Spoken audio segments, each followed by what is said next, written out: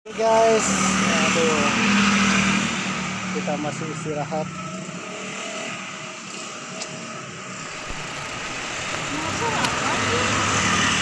Enosa kami juga ren. Enosa 11.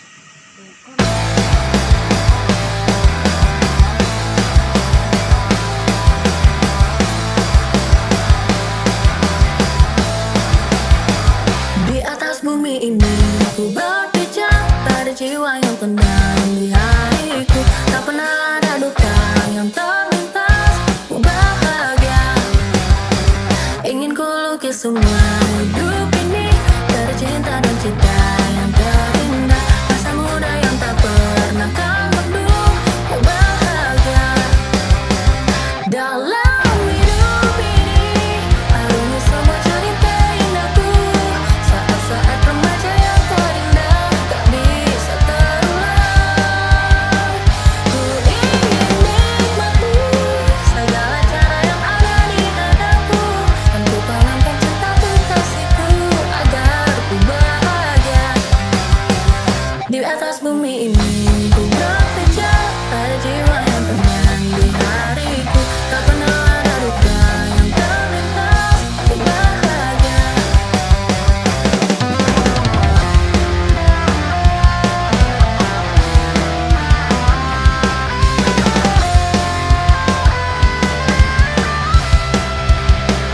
Dalam hidup ini arungi semua cerita indahku.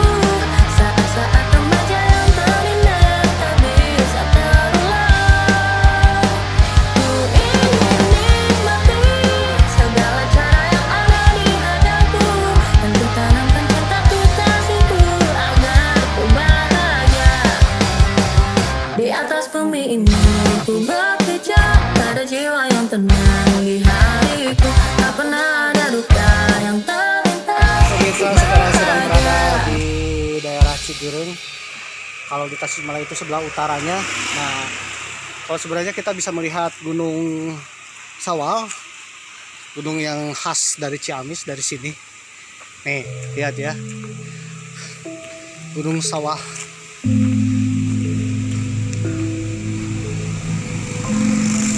Sebelah sana ya. Mohon maaf tertutupi. Aduh. Ini kelihatan di sebelah sana itu Gunung Sawal. Gunung Sawal ya. Nah, Cigereng. Cigereng itu salah satu wilayah yang berada di kota Tasikmalaya, tapi bagian utaranya ya, dekat dengan Sungai Citanduy. Jadi kalau mengarah ke sana itu ke Sungai Citanduy, perbatasan Ciamis, dan itu adalah Gunung Sawal kelihatan. Kalau kita lihat di Gunung Sawal akan kelihatan apa? Lampu-lampu kalau di malam hari seperti kunang-kunang. Kita istirahat di rest area dadakan. Mungkin kayaknya ini bekas warung ya. Aduh. Oke.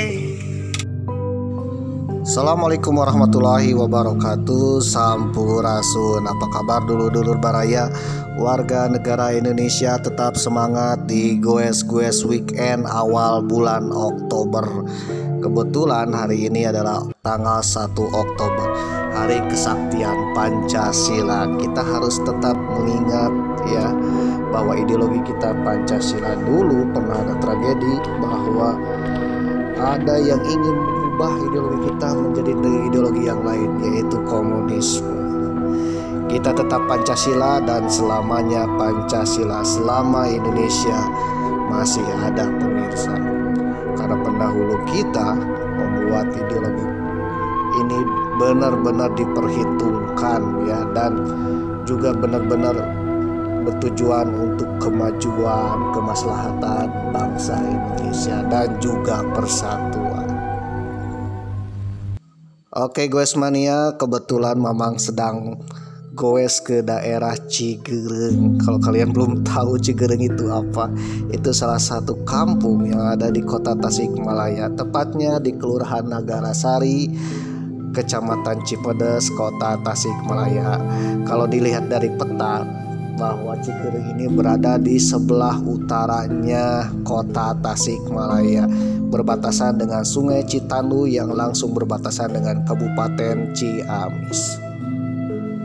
Ini daerahnya sejuk ya, meskipun di kota tapi ini sejuk, serasa di pedesaan pemirsa. Banyak villa-villa atau juga rumah singgah yang berdiri di daerah Cigereng ini pemirsa.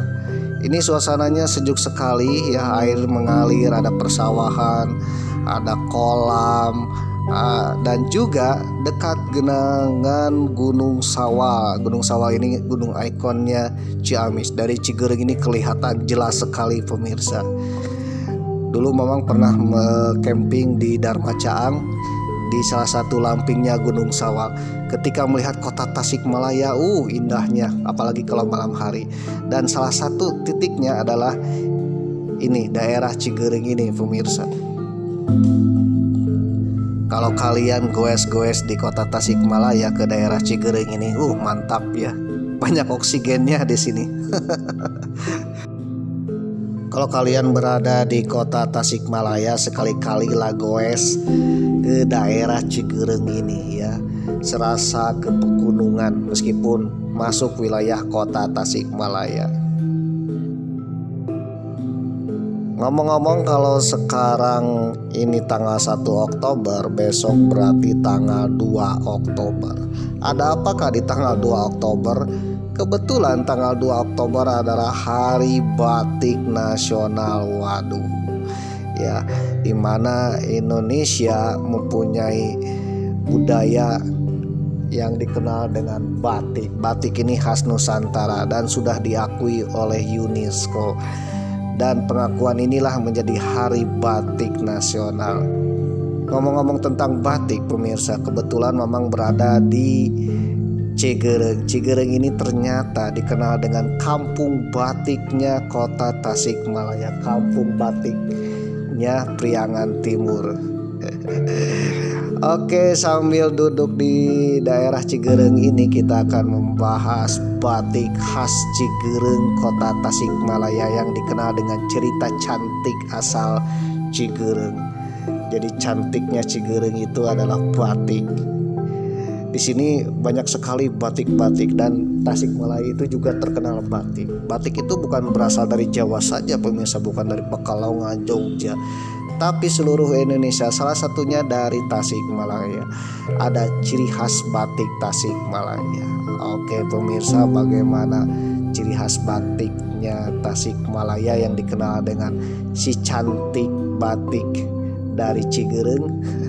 Kita akan bercerita sedikit sambil ngaso, sambil minum sedikit ya, sambil melihat suasana oksigennya di daerah Cigereng ini. Batik merupakan salah satu warisan budaya khas Nusantara pemirsa. Hampir dari Sabang sampai Merauke dan Kepulauan Nusantara mengenal batik, dan setiap suku-suku di Indonesia dan Nusantara itu mempunyai ciri khas batik tersendiri. Batik merupakan salah satu warisan budaya yang menjadi ikon dunia dan juga menjadi identitas bangsa Indonesia.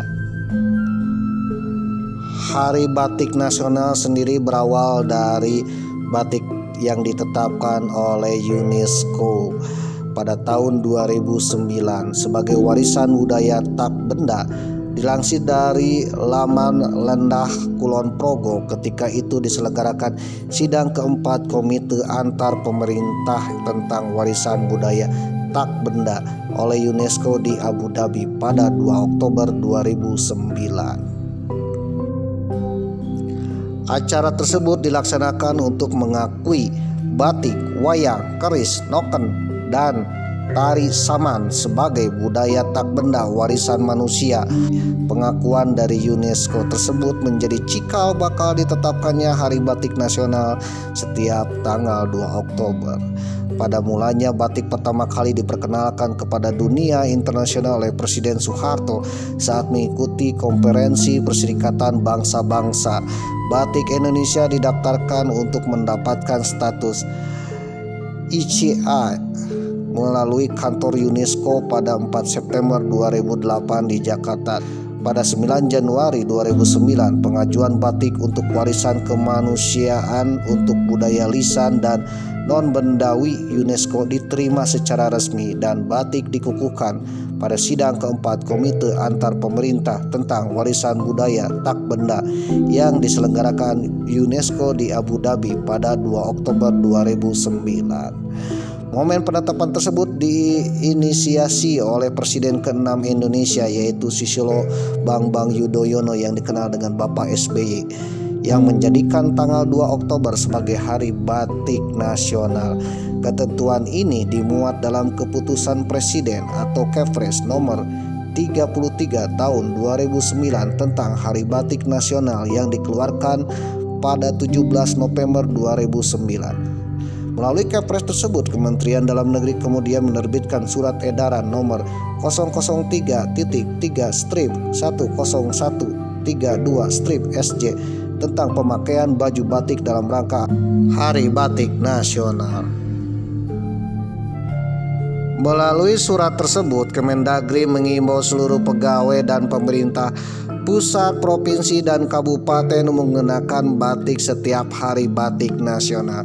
Begitu juga instansi-instansi lain mewajibkan menggunakan pakaian batik ketika Hari Batik Nasional. Bahkan anak sekolah pun wajib memakai batik ketika Hari Batik Nasional. Kita harus berbangga dengan batik karena batik adalah warisan budaya tak benda yang benar-benar ternilai dari nenek moyang kita, khas Nusantara. Jangan sampai batik itu diklaim oleh negara lain, pemirsa. Waduh, konon katanya dulu pernah diklaim oleh negara lain bahwa batik adalah milik mereka. Jangan sampai, karena batik adalah khas Nusantara. Kalau dulu orang menggunakan batik itu disebut orang katro atau orang udik.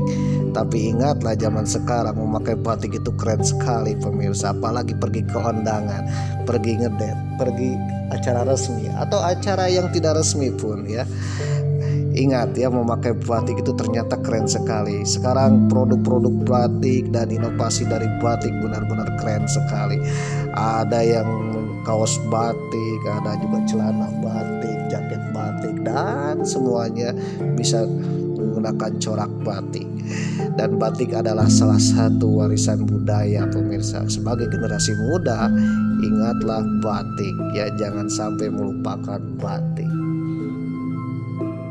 Karena batik itu sangat keren sekali. Ngomong-ngomong tentang batik, kita akan membahas batik yang ada di Tasikmalaya.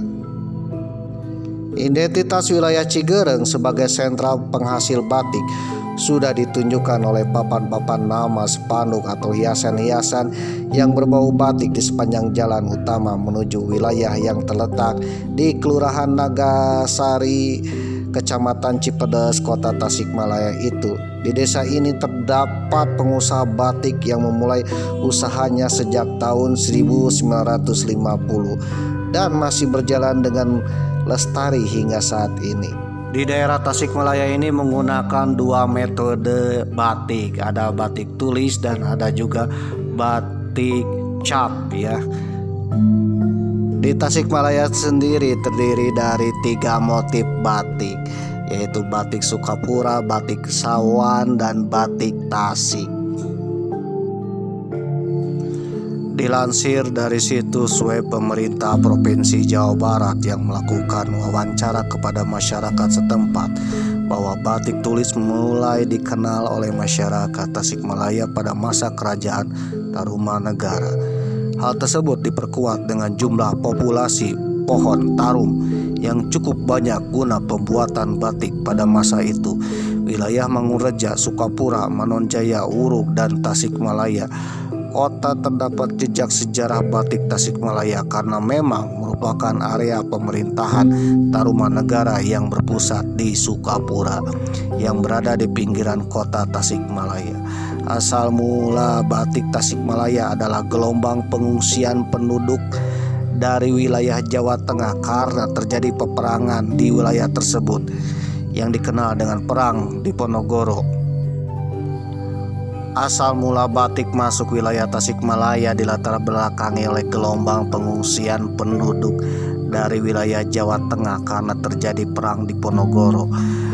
Para pengusaha dan pengrajin batik dari wilayah Pekalongan, Tegal, Banyumas, dan Kudus mengungsi ke Jawa Barat, salah satunya ke Tasikmalaya. Pada awal abad ke-19, perang di Ponorogo membuat banyak pengusaha batik Jawa itu pindah ke Jawa Barat. Para pengungsi yang menetap di wilayah Tasikmalaya kemudian melanjutkan aktivitas membatik seperti di kampung halaman mereka. Kondisi alam dan lingkungan daerah Tasikmalaya yang berbeda dengan daerah Jawa Tengah yang merupakan asal dari seni batik ini membuat para pengrajin menyesuaikan motif dan corak batik dari yang mereka buat dulu. Namun ada hal yang unik bahwa para pengrajin batik ini menggunakan motif-motif khas Pasundan atau khas Priangan yang dahulu ketika zaman kerajaan Pajajaran dan Sunda. Motif-motif tersebut menjadi motif yang benar-benar khas Sunda, sehingga para pengrajin dari Banyumas tersebut membatik tetapi menyesuaikan daerah Tasikmalaya. Motif Sunda itu dikenal dengan motif parahyangan permisa. Salah satu keunikan corak dari motif Priangan yaitu menggunakan motif-motif berbudaya agraris dan keindahan alam seperti motif pohon bambu, motif bunga, motif tumbuh-tumbuhan, motif belang-belang hewan, motif angsa, dan sebagainya. Motif kuno batik khas Priangan ini sudah tercatat dalam kitab kuno yaitu Siksa Kanda Karesian, bahwa di kitab tersebut dijelaskan bahwa dahulu para petinggi kerajaan Sunda menggunakan pakaian yang bermotif bergambar alam dan tumbuh-tumbuhan serta hewan, pemirsa. Pada masa kolonial Belanda, bahwa kota Tasikmalaya itu bermunculan industri-industri batik, bahkan menjadi pusat sentral batik di Jawa bagian barat. Bahkan pemerintah kolonial menetapkan kota Tasikmalaya sebagai daerah industri batik dan pusat pembuatan batik untuk diekspor ke berbagai daerah. Dilansir dari kompas.com, sesungguhnya Tasikmalaya memiliki tradisi dan sejarah batik yang kuat. Masa keemasan batik-batik sekitar tahun 1950 sampai 1960-an bersamaan dengan kejayaan Koperasi Mitra Batik yang didirikan tahun 1939. Koperasi Mitra Batik ini di tahun 1960-an menjadi produsen kain mori terbesar se-Indonesia dan memiliki ribuan karyawan. Salah seorang saksi sejarah batik Tasik adalah Latifah. Dilansir dari kompas.com, perempuan yang kini berusia 85 tahun itu belajar membuat batik tulis yang halus sejak usia belasan tahun. Kala itu ia diajarkan langsung oleh ibunya. Mereka yang dulu belajar menulis batik bersama-sama dengan saya sudah banyak yang meninggal, ungkap perempuan yang biasa dipanggil Mak Ipoh dan hingga kini masih membatik. Tidak hanya di Tasikmalaya, tradisi dan sejarah batik pun menyebar ke Priangan Timur dan Tatar Sunda. Saat itu, kata cucu 60 tahun dilansir dari kompas.com, pemilik batik Agnesa, sebuah perusahaan memiliki pekerja batik cap minimal 50 orang. Dulu kain batik masih dipakai untuk sarung. Kalau panen raya misalnya, pengusaha batik dari Tasik membawa berapapun batik ke sana pasti laku. Batik dipakai ibu-ibu sehari-hari termasuk pergi ke sawah, tutur cucu. Koperasi Mitra Batik sendiri muncul sebagai jawaban dari kegelisahan para pengusaha batik di Tasikmalaya terhadap perdagangan kain mori dan obat pewarna yang dikuasai pengusaha keturunan Tionghoa. Berkat Koperasi Mitra Batik inilah maka kejayaan batik Tasikmalaya itu mulai memuncak di era-era tahun 60-an, pemirsa. Dan kebetulan nama Koperasi Mitra Batik ini dijadikan juga suatu tempat di dekat daerah Cigereng yang bernama daerah Mitra Batik, masih masuk ke Kecamatan Cipedes, Kota Tasikmalaya. Oke pemirsa, jadi itulah yang namanya batik. Kita harus bangga sebagai bangsa Indonesia dengan batik, dan batik adalah warisan Nusantara. Oleh karena itu kita harus menjaga warisan Nusantara ini, jangan sampai diklaim atau mungkin dilupakan oleh bangsa sendiri.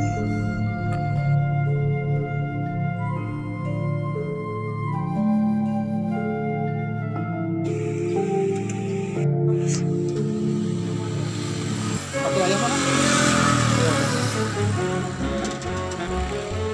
Kita jalan lagi. Hah?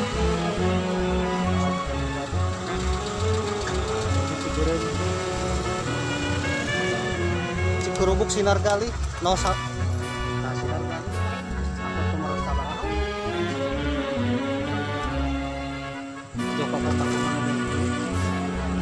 Ikutan santai. So pang itu pang Ikutan ke babaturan. pang daftar ke nabi juga. Bisa. Oke guys, sip. Come on, kita goes lagi. Ay. Nah. Lah. Wah, Pak. Sip. Halo. Sip. Ketemu lagi. Kemarin Timur Barat tuh. Anu bahasa kebon jengkol. Ini anu bahasa orang Pasilingsingan teh.